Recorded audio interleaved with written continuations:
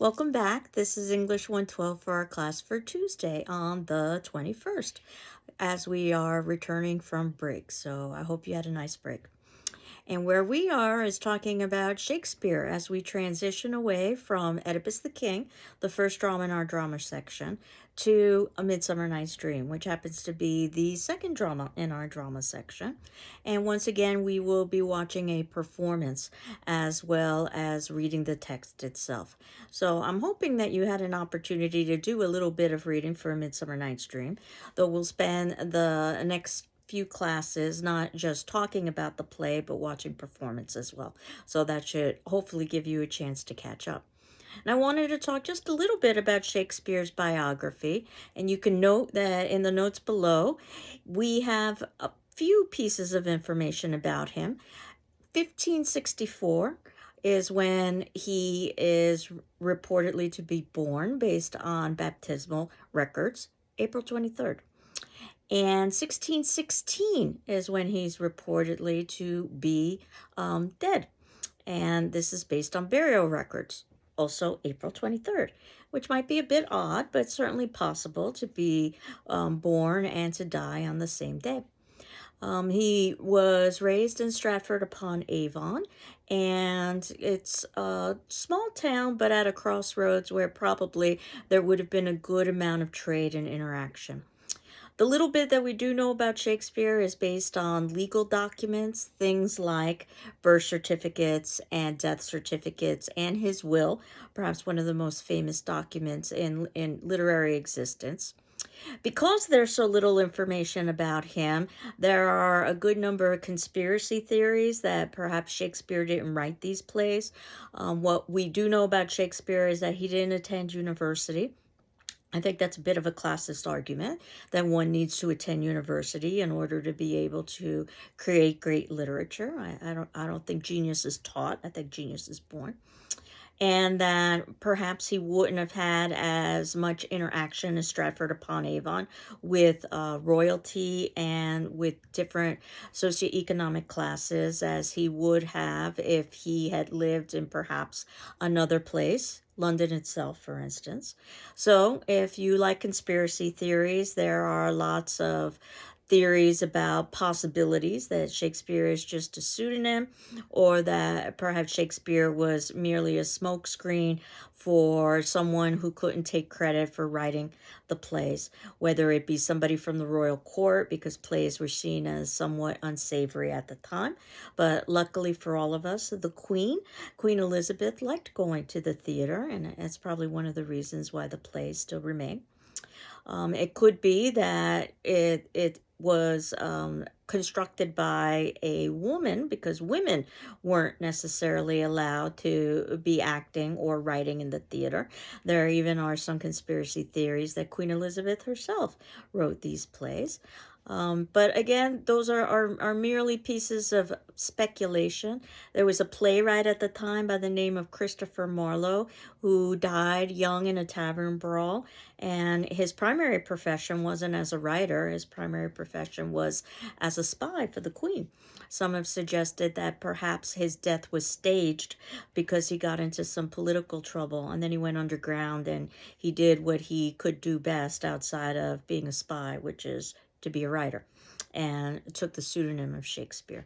So if you like conspiracy theories, there's even one theory that a committee wrote these plays. I don't know if you've ever been on a committee or not, but I have. We can't even find a time to meet, let alone be able to construct 30 plus plays and keep it secret. So I'm skeptical, and most individuals believe that Shakespeare was indeed Shakespeare. But I did want you to know a little bit about that background. And if you're curious about Shakespeare, there is a class in Shakespeare that I offer in the spring semester where we talk a little bit more about these things. What most people know about Shakespeare are his plays, but he also wrote sonnets, which are poems. If you will remember when we read A Sorrowful Woman, she had contemplated writing a sonnet, and that was a very strict formulated, regimented kind of poem in terms of length and its rhyme pattern. And it's something we'll revisit when we get to the poetry section. We'll read some of, or at least one of, Shakespeare's sonnets. It's thought that Shakespeare wrote the bulk of his sonnets when the theater houses were closed for plague. And considering our current time, I guess perhaps that has an additional meaning for us about how large gatherings had to be canceled because of disease.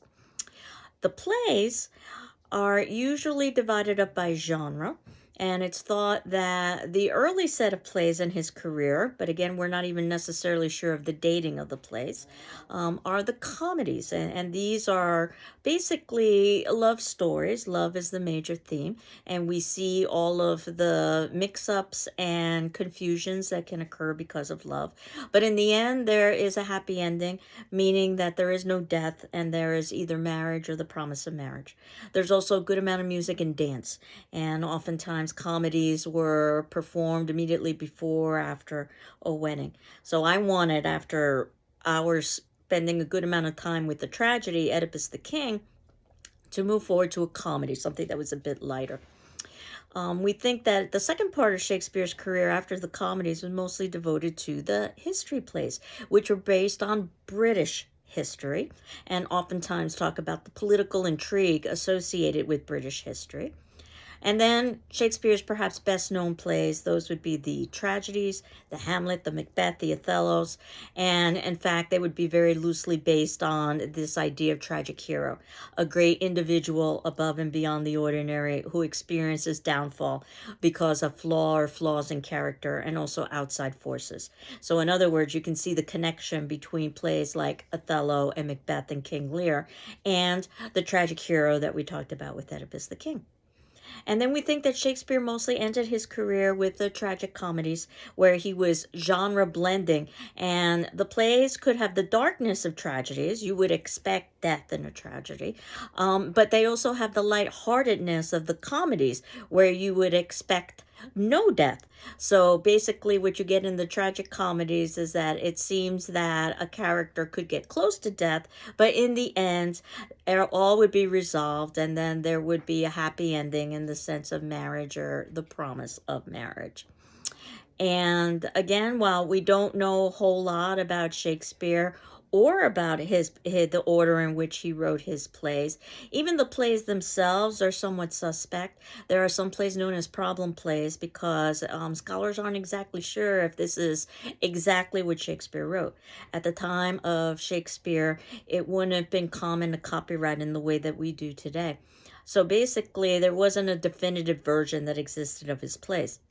Now, you could get these kind of cheap paperback versions of plays, and they were sort of bootleg copies. They were known as quartos because you would fold the sheet of paper into 4 quarters, Spanish for cuatro.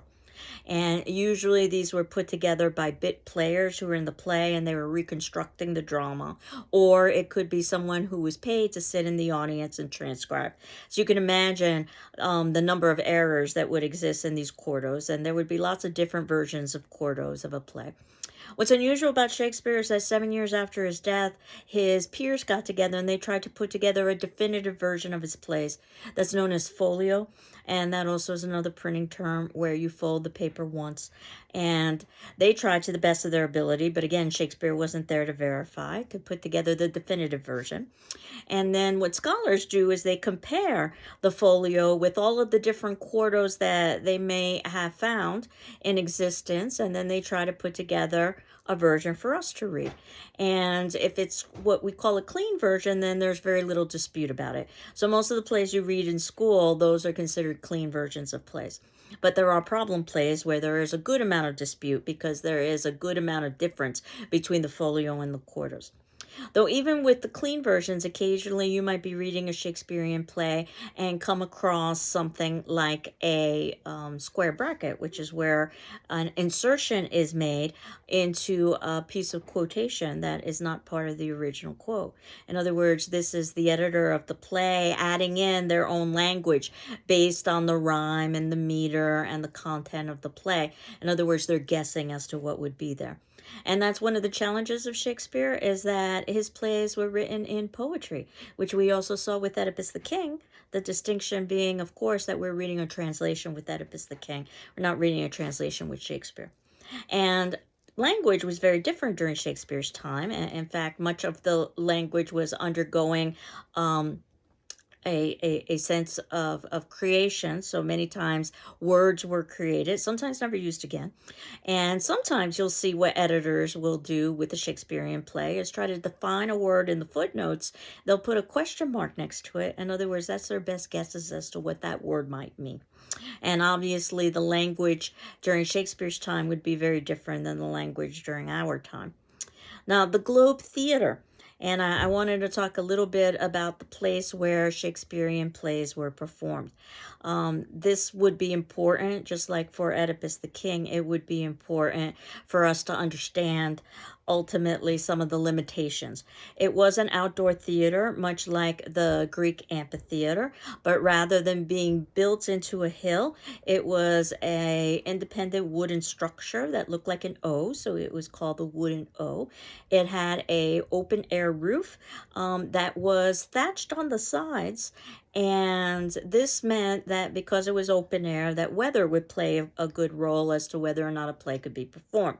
All of the society attended these plays, the rich and the poor, and the educated and the non-educated, the young and the old. It was basically the, if you will, the television of the day. And again, even though they were seen as a little bit lowbrow, Queen Elizabeth loved the plays, and it's one of the reasons why they flourished. She was a great patron of the arts, which is why we call this time period Renaissance, which means renewal or rebirth. Again, females were not allowed to participate, so boys would play female roles, which gives a very different sense to something like Romeo and Juliet. There would be elaborate costumes, however, and those costumes would denote social class. So things like fabrics and colors would denote certain stations. But the props would be very minimalistic. Again, that makes things easier for act and scene changes. You'll see in the notes below in the third section under the Globe Theater that there is a link for you to look at the Reconstructed Globe. Because what ended up happening is after Shakespeare's death, the Puritans, you remember them from Young Goodman Brown, basically had the theater torn down, saying that it was a place of evil. And it wasn't until about the 1970s or so that it was an American actor who was on holiday, and he went to visit the Globe and was quite surprised that the Globe didn't exist. There was just a small placard indicating where the Globe would have been. And he made it his lifelong mission to reconstruct that Globe Theater based on the most contemporary scholarship of the day. And unfortunately, he never lived to see the opening of the Globe, but they did indeed reconstruct the Globe Theater. And this is what you would be looking at that website. So I direct you to that website.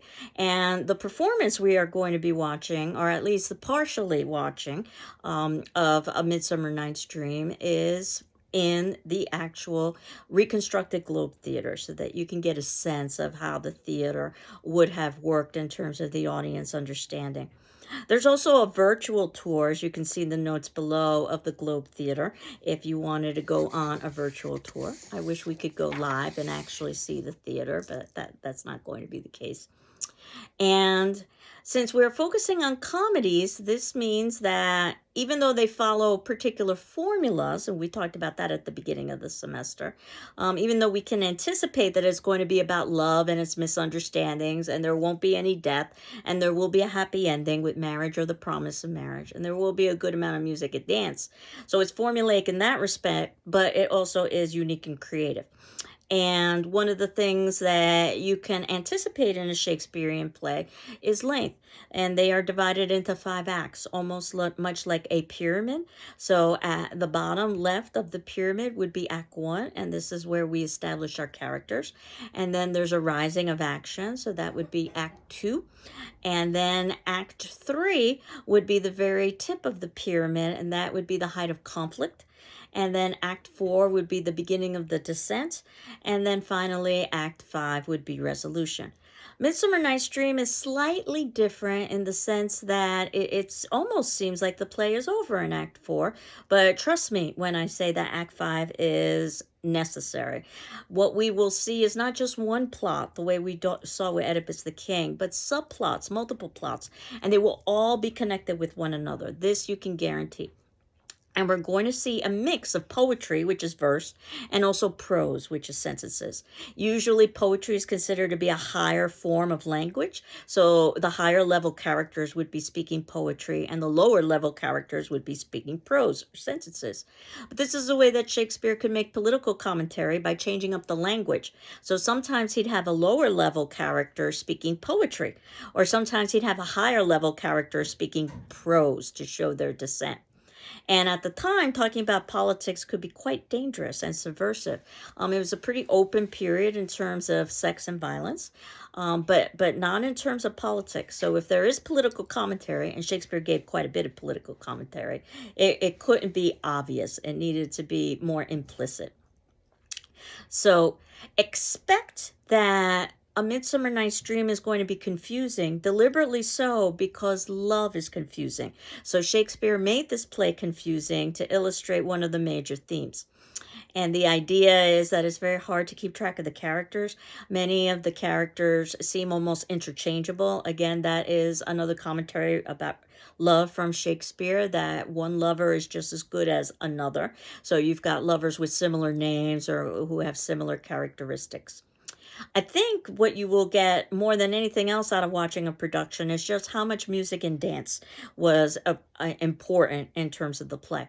And of course, as you know, there is no substitution for reading the play because we're going to analyze it from a literary perspective. But Shakespeare's plays and all plays were ultimately meant to be performed. And much of the humor, because there is humor in comedies as well, there should be, is physical humor. Again, something that you need to see acted out. Expect the social and political commentary to be there, but not so obvious. And that Act 5 that I was telling you about with the Midsummer Night's Dream, which seems almost superfluous, is a play within a play.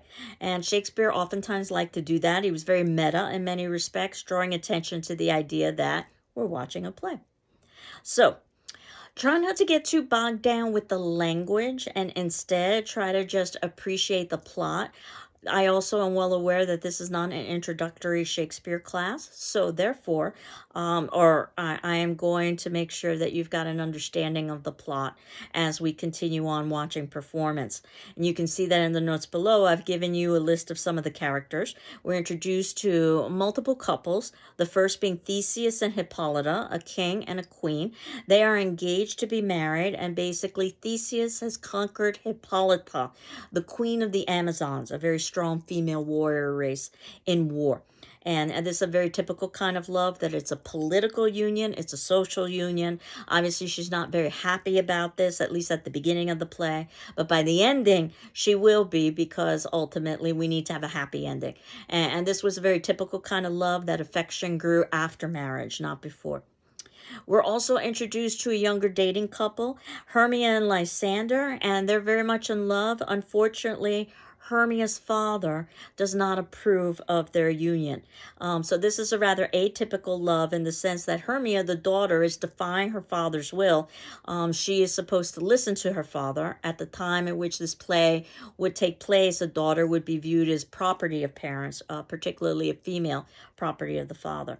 And he has made a determination that she should be, not with Lysander, which is her choice, but Demetrius. He has no good reason for this outside of the fact that he's just made this judgment call, because he does have power to do that, because Demetrius and Lysander are quite similar.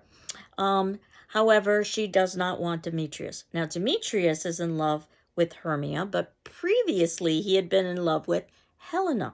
So Helena and Demetrius represent a couple of unrequited love, because Demetrius no longer loves Helena. He now loves Hermia. And notice the similarity in names. Again, how easy it is to mix up Helena and Hermia.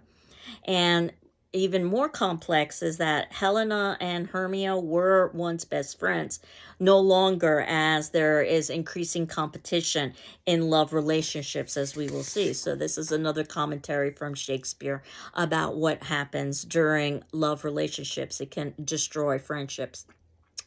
We are also introduced to a fairy kingdom, so there is a fantasy element in this play.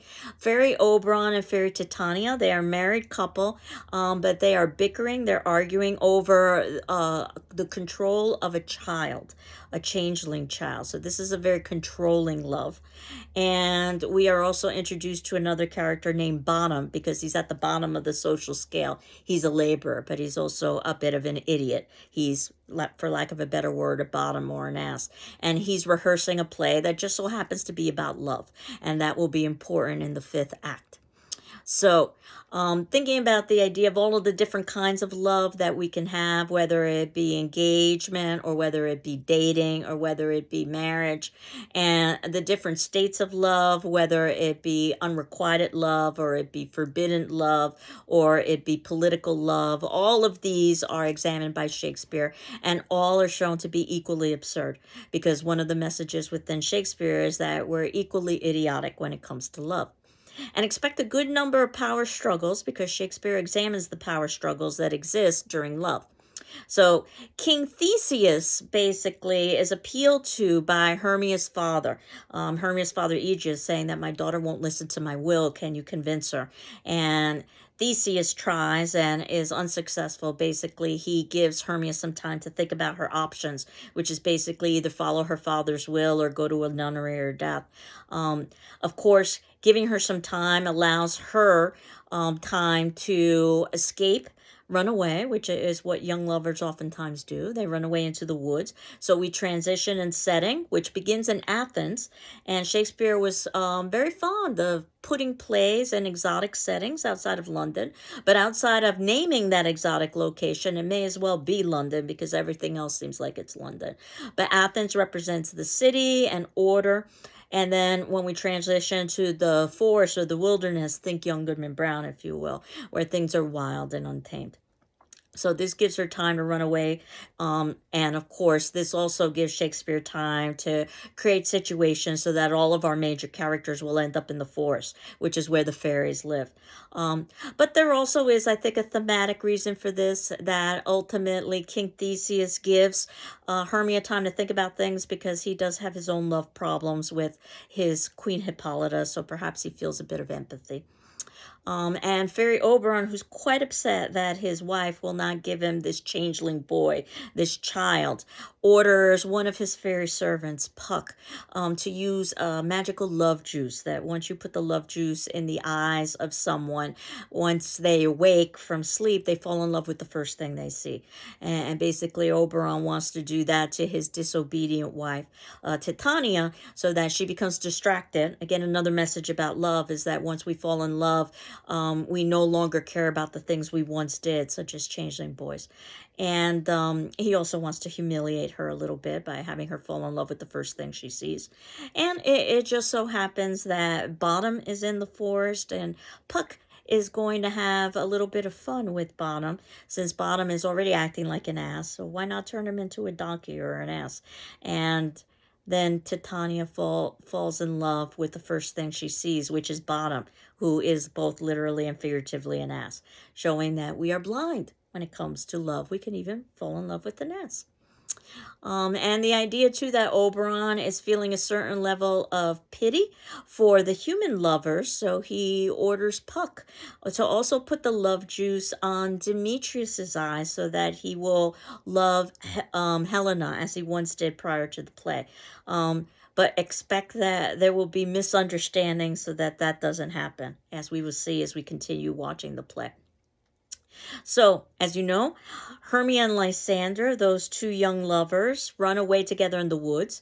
Demetrius follows Hermia into the woods because he wants Hermia. Helena follows Demetrius into the woods because Helena wants Demetrius. And Bottom and his cohorts decide that they need to rehearse in the woods because they want some privacy.